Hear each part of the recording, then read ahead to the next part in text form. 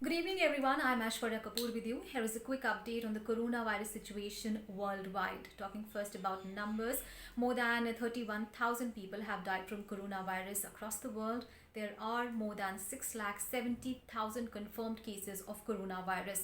Now, talking about the two worst affected areas at the moment, the two hotspots is Europe and the United States. In Europe, there are two most badly affected countries. One is Italy and the other is Spain. Talking first about Italy, now there are more than 10,000 people who have died from coronavirus in that country. You put that in perspective, in total there are 31,000 deaths across the world and 10,000 have died in Italy alone. And the government there is saying that the country is now nearing the peak of the outbreak. Another country that is badly affected is Spain. In 24 hours, it recorded 848 deaths. So that is the figure that it reached. However, the country is saying that the death spike is increasing, but the infection rate has decreased. And another country that is badly affected is the United States. Now there are 1,20,000 confirmed cases in the United States. So that is the worst affected in terms of number of infected people worldwide. And the country is number of deaths have also doubled in 2 days to more than 2,000.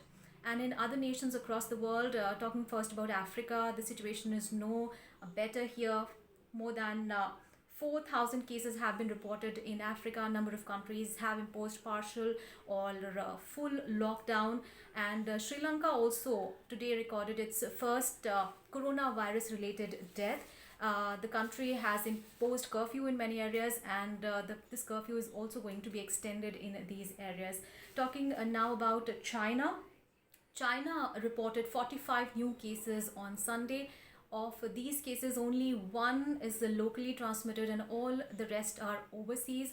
But the situation there is turning back to normal. As you know, the train services to Wuhan city, the inbound services have started, and the government says that the flights from Wuhan are also going to resume shortly. But the country says that it doesn't want another second outbreak due to foreigners coming in and getting the infection. So the country is now closing its borders to the foreigners, and the country says that its local epidemic transmission is blocked.